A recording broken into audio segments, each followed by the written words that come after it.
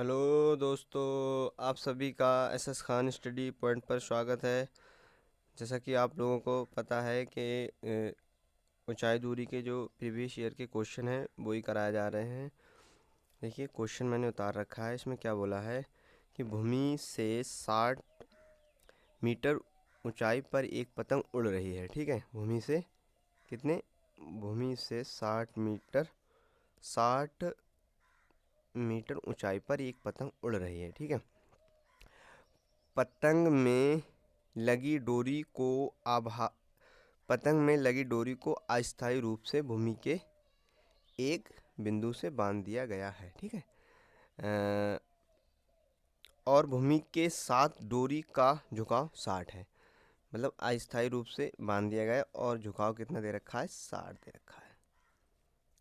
ठीक ठीक है, ये कितना दे रखा है, 60 दे रखा है।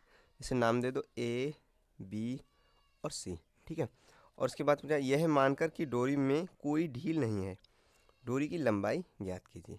हमसे क्या पूछा है, डोरी की लंबाई हमें ज्ञात करना है। ठीक है, अब डोरी की लंबाई क्या है, जे है। ठीक है,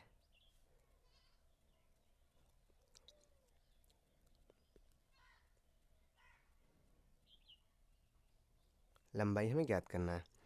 ठीक है, अब देखिए त्रिभुज क्या है, त्रिभुज ए बी सी से, त्रिभुज ए बी सी से। ठीक है, अब इसमें देखिए थीटा बराबर बी सी बराबर कितना दे रखा है, ऊंचाई कितनी दे रखी है, बी सी बराबर हमें दे रखा है 60 मीटर। वो क्या है,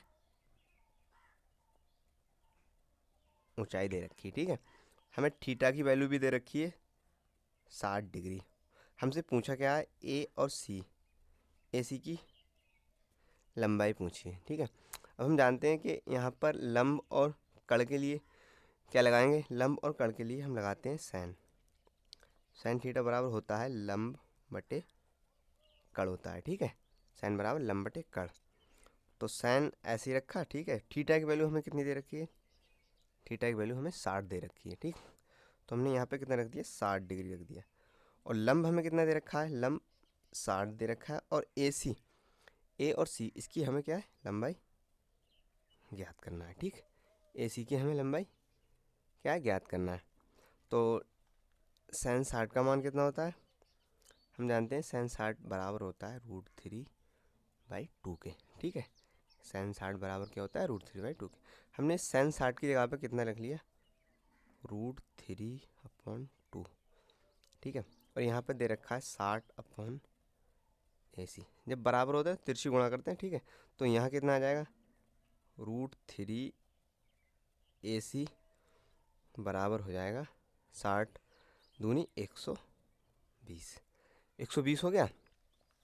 ठीक है, अब देखिए यहाँ पे हमें AC की जब वैल्यू निकालना है तो क्या हो जाएगा, 120/√3। ठीक है, AC की मान कितना है, 120/√3। देखिए हम यहाँ पे भी आंसर को छोड़ सकते हैं। ठीक है, यहाँ पे भी हमारा कोई गलत नहीं है, यहाँ पर अगर हम आंसर को छोड़ देते हैं, मगर हम और आगे अगर सॉल्व करना चाहते हैं तो AC की वैल्यू देखिए और कैसे आएगी। तो 120 को ऐसे ही रखा और √3 को भी ऐसे ही रखा। अब इसमें हमने अंश में भी √3 से गुणा कर दी और हर में भी हमने √3 से गुणा कर दी। ठीक है, जब अंश और हर में हम √3 से गुणा कर देंगे तो ए सी ऐसे ही रखा। और इधर देखो ऊपर ऊपर की हो जाएगी तो कितना आ जाएगा, √3 120 और नीचे कितना आ जाएगा 3। ठीक है, इसे सही तरीके से ऐसे लिख लो कि 120√3/3। 3 से काटोगे तो कितनी बार जाएगा ये, 4 बार जाएगा, 40√3 हो जाएगा। ठीक है, और फिर ए सी बराबर 40 3 मीटर में, ये भी क्या है, मीटर में। यहाँ पे भी हम यहाँ तक भी आंसर कर सकते हैं, ये भी आंसर ठीक है और ये भी आंसर तुम्हारा ठीक है। ठीक है, अब एक बार देख लीजिए इसमें क्या क्या पूछा है। हमसे पूछा है कि भूमि से 60 मीटर ऊंचाई पर एक पतंग उड़ रही है। ठीक है, 60 मीटर क्या ऊंचाई पर एक पतंग उड़ रही है।